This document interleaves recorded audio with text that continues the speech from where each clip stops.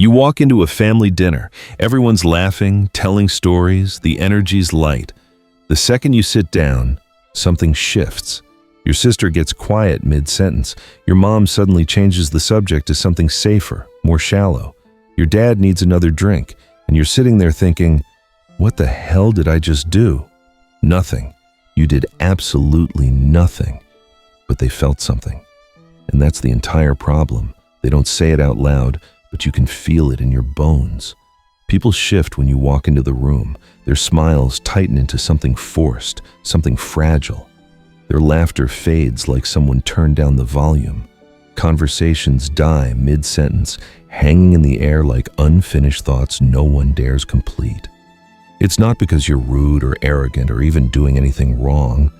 It's because there's something about you, an invisible intensity radiating from your core that they cannot explain but absolutely cannot ignore. You ask deep questions that pierce through surface-level bullshit. You listen closely, not just to respond, but to truly understand. You speak with purpose, choosing words that carry weight. And when you look someone in the eyes, really look at them, they glance away. They break contact. They retreat into themselves. You've been told you're too serious, too intense, that you overthink everything. Friends say you need to lighten up. Colleagues call you hard to read. Family members joke that you're too deep for your own good. But what if you're not too much? What if, just like Carl Jung believed, your presence is charged with something far more powerful than social awkwardness or personality quirks? An aura, not the fluffy New Age kind wrapped in crystals and incense, but a psychological force. A silent energy that challenges others without saying a single word. A presence so authentic it becomes uncomfortable. Because here's the truth most people won't tell you. People aren't afraid of you. They're afraid of what you reflect back to them, their own insecurities, their own fears, their own carefully constructed masks, the false versions of themselves they've spent years perfecting. And so they withdraw, they avoid, they gossip, they shrink themselves just to feel safe around you. Not because you're dangerous, but because your energy is honest. And honesty, real, raw, unfiltered honesty, unsettles people who are used to pretending. Carl Jung spent his entire life studying this phenomenon, the psychic energy that radiates from those who have confronted their shadow and stepped into their true self.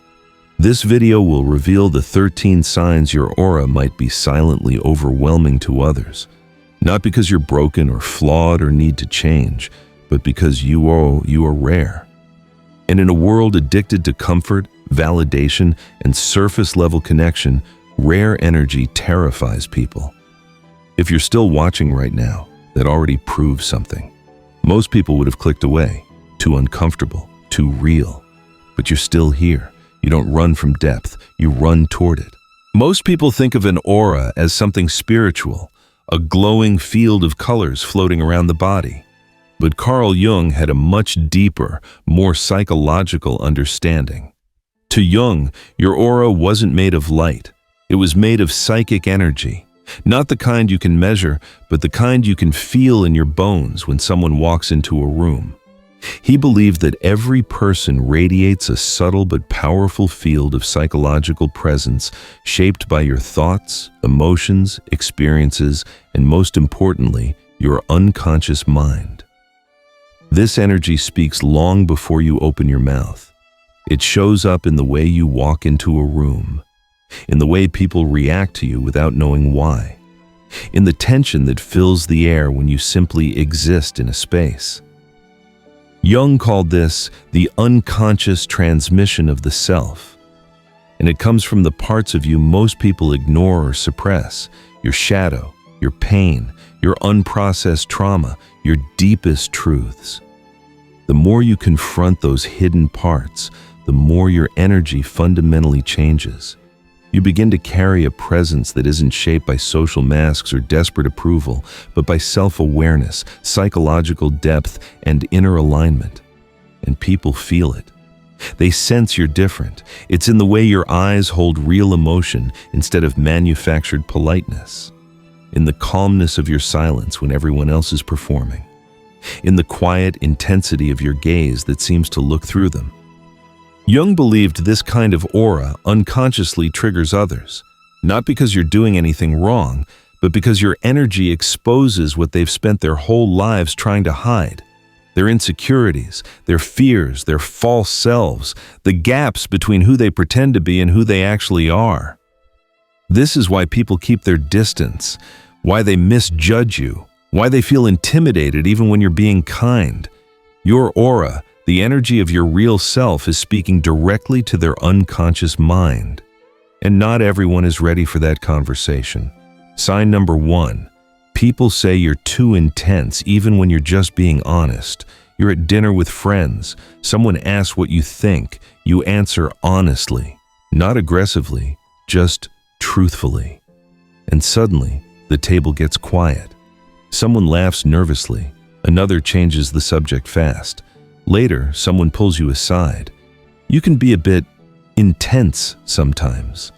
You speak from a deeper place, not to impress or dominate, but to genuinely connect. Yet somehow, your words always seem to go too far. You say what others carefully avoid. You name what people keep hidden. You bring truth into places built on illusion, and it makes people profoundly uncomfortable. They say you're too serious or too deep. But what they really mean is, you make me feel things I'm not ready to feel. Carl Jung believed that some people carry energy that awakens the unconscious in others. It forces them to confront uncomfortable truths about themselves, about their carefully constructed identities, held together with denial and social conditioning. So when you speak, it's not just words, it's energy. It's psychological depth cutting through their defenses. And for people who live on the surface, that feels like an existential threat. Your intensity isn't aggression. It's emotional honesty in its purest form. And very few people can hold that kind of authenticity without flinching. Sign number 2, small talk feels physically draining to you. You're at a networking event. How's the weather? What do you do? Did you see that show? You feel something inside you die a little with each question. You can feel it instantly. The shallow scripted energy of surface-level conversations hitting you like exhaustion. It's not that you're rude. You try to engage. You nod, smile, respond. But deep down, something inside you resists with every fiber of your being. Jung believed that people with a strong connection to their unconscious feel physically repelled by inauthenticity, and small talk serves as a shield, a protective barrier to avoid real connection. So when you're trapped in those conversations, your aura sends a signal. This isn't real. Let's talk about something that actually matters. But that energy disrupts the script. People sense it even if you never say a word. They might see you as standoffish or cold. But the truth is, your soul is starving for realness, and your aura makes that hunger visible. You walk away from these interactions feeling drained, not because you're an introvert necessarily, but because you just spent 20 minutes pretending while your soul was screaming for something real. Sign number 3, you attract confessions and emotional dumping. Picture this. You're in line at the grocery store. The person behind you starts with small talk. Long day, huh? But within 2 minutes, they're telling you about their divorce, their estranged daughter, the depression they've been hiding. You're standing there thinking, I don't even know your name. Then they stop, look confused, and say, I don't know why I'm telling you this. But you know why. Because it keeps happening. Carl Jung believed that some individuals carry an unconscious archetype of the healer. Your aura radiates depth, stillness, and emotional safety. People feel they can open up to you even when they barely know your name. Their unconscious recognizes, this person won't judge me. This person can hold my darkness. This person has faced their own pain, so maybe they can handle mine. So they pour it all out. The failed marriage, the addiction, the childhood trauma. They dump years of suppressed emotion into your lap because your aura gave them permission to stop pretending. But here's the cruel paradox. You rarely feel seen in return. You listen, you hold space, you absorb their pain. But how many ever ask how you're doing? How many return the favor? Almost none. They don't see you as a person. They see you as a container, a dumping ground. And once they've emptied themselves, they often disappear. They avoid you. They feel embarrassed. This creates a strange, suffocating loneliness, one where you're constantly surrounded by other people's emotions, yet starving for genuine connection. Your aura might be magnetic for those in pain, but it also intimidates those who fear their own darkness. Sign number 4. People avoid eye contact with you. You walk into a room and feel it immediately. People shift. They glance at you, then quickly look away. They talk softer when you're near. Sometimes they avoid you altogether. Other times they stare like you're a puzzle they're trying to solve, but say nothing. Carl Jung taught that when you've integrated parts of yourself that others deny, when you've faced your shadow, you unconsciously mirror what they've suppressed. Your eye contact becomes more than a social gesture. It becomes a psychic encounter. They're not just seeing you, they're seeing themselves through you. They're seeing the parts they've buried, denied, rejected. And if they're not ready for that reflection, they'll flinch, they'll retreat. They'll label you as intimidating, even if you're being completely kind. Your presence demands honesty, not because you ask for it, but because your aura speaks before your words do. Your energy says, I see you, the real you, not the mask, and that terrifies most people. Sign number 5. Your presence triggers strong reactions without you doing anything. You're just sitting there, saying nothing, doing nothing. Yet somehow, someone reacts. They get defensive out of nowhere, irritated for no reason, weirdly cold. And you're wondering, what did I do? Jung believed that when someone carries powerful, integrated energy, it disturbs the unconscious of those around them. Your presence acts like a psychological mirror. People see parts of themselves reflected in you, parts they don't want to acknowledge. Their insecurity, their shame, their envy, their unfulfilled potential. You don't even have to speak. Your energy does the talking. This is the silent power of a developed aura.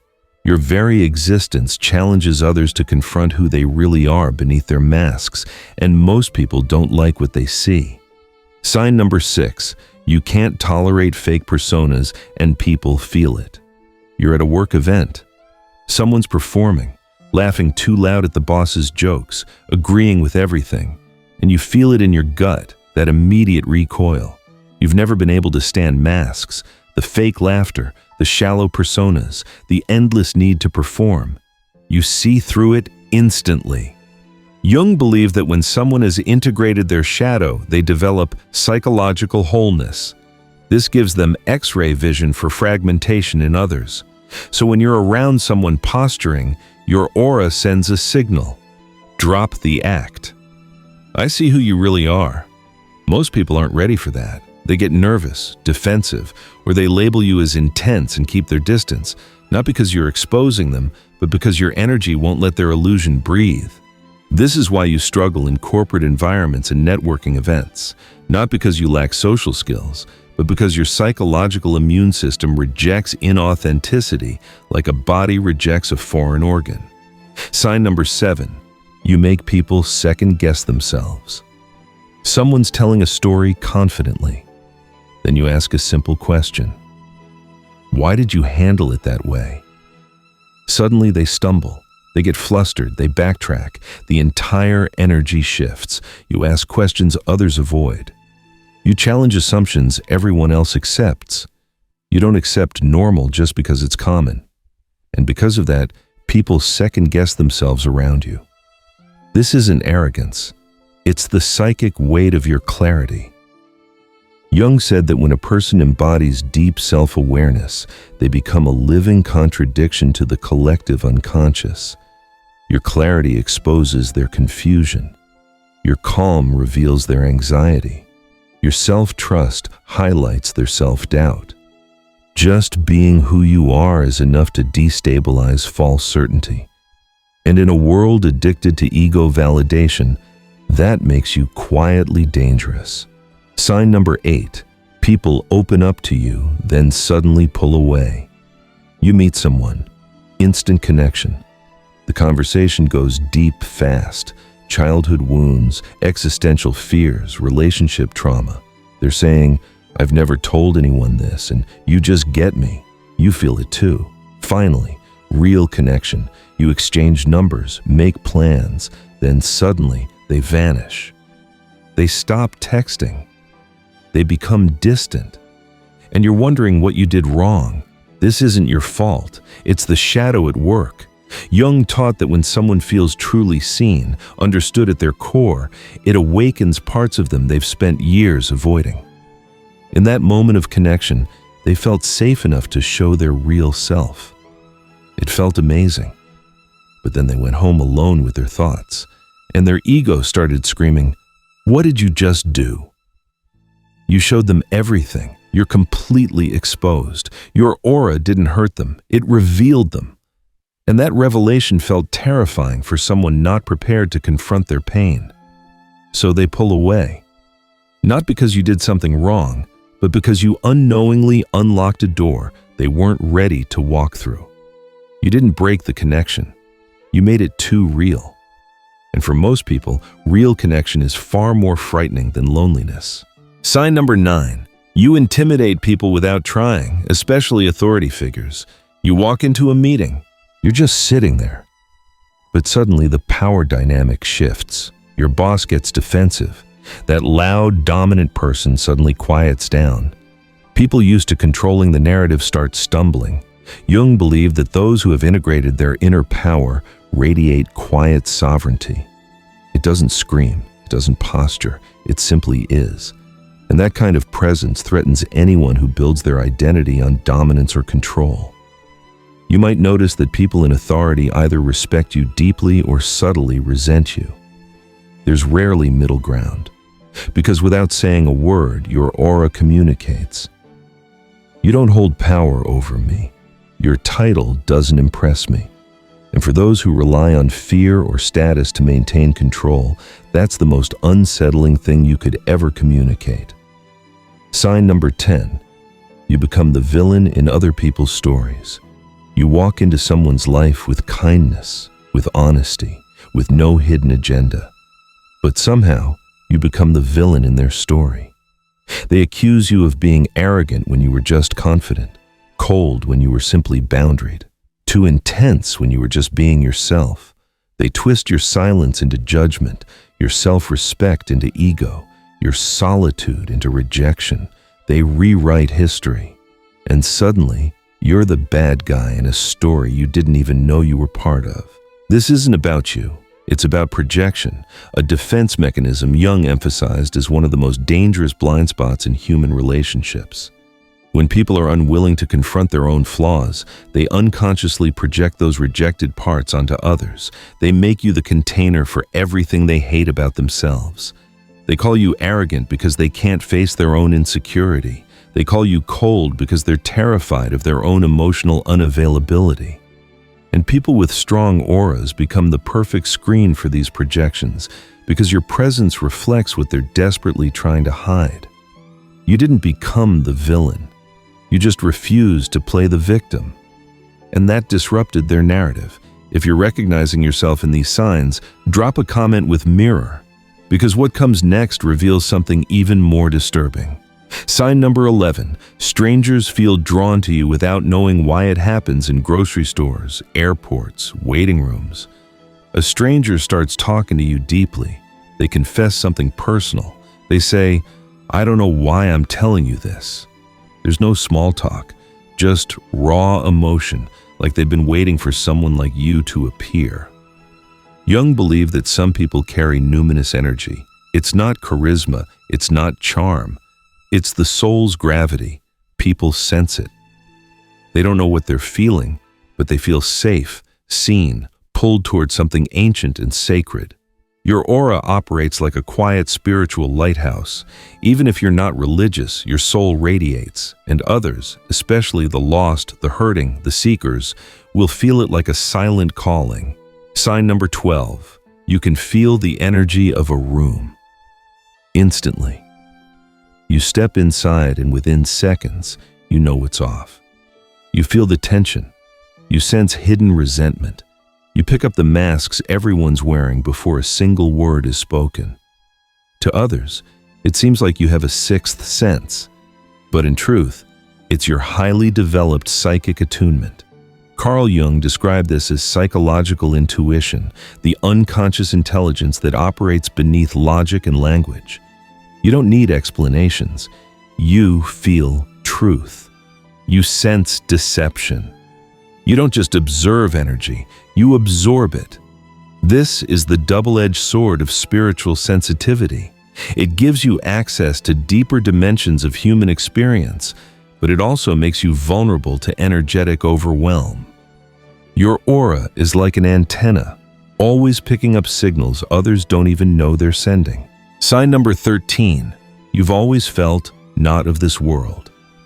There's a loneliness in you that's hard to explain. Not the loneliness of lacking company, but the loneliness of being different on a soul level. Since childhood, you felt like an outsider, even among friends, even in your own family. It's as if you were born with ancient eyes in a world that only sees the surface. Carl Jung believed that certain individuals are born with a calling from the self, a deep inner voice pulling them toward growth, wholeness, and transformation. These people often live at the edges of society. They question what others accept. They carry wisdom that feels otherworldly. Your aura reflects that. It carries depth, mystery. It stirs something ancient in people. Some are inspired by it. Some are terrified, but very few can ignore it, because whether they realize it or not, they're in the presence of someone who doesn't quite belong to this world, but was sent here to change it. Why your aura triggers others, the deeper truth. You've seen it happen again and again. You enter a space and something shifts. People become guarded, distant, sometimes aggressive, and you're wondering why. But that's the exact problem.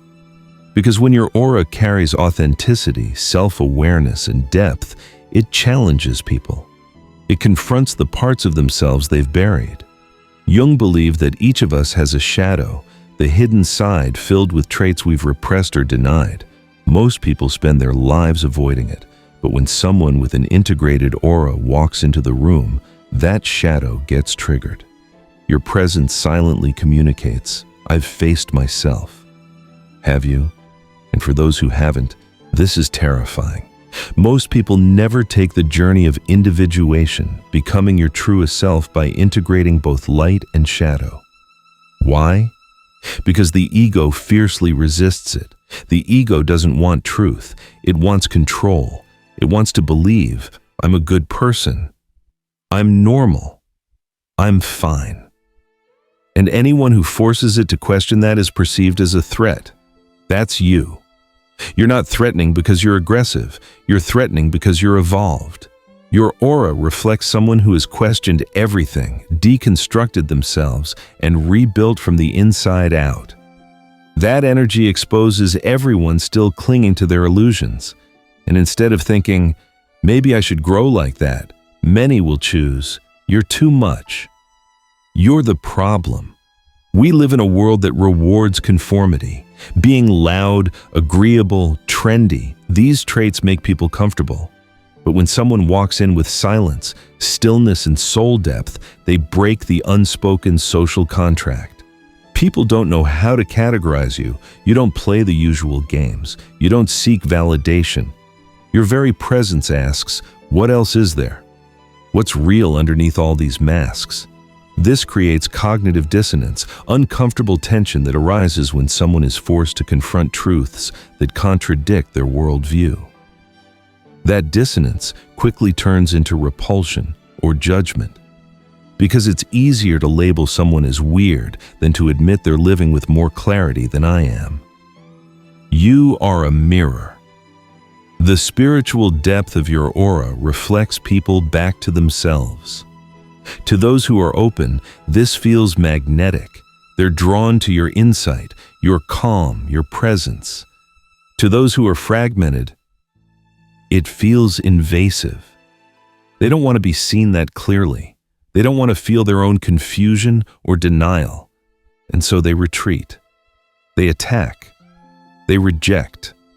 Not because you're wrong, but because you're real. And your realness exposes their fakeness. You're not trying to be a mirror, you just are one. And some people aren't ready to see their reflection. Your aura is a gift, but it comes with solitude. Carl Jung once said, "The privilege of a lifetime is to become who you truly are."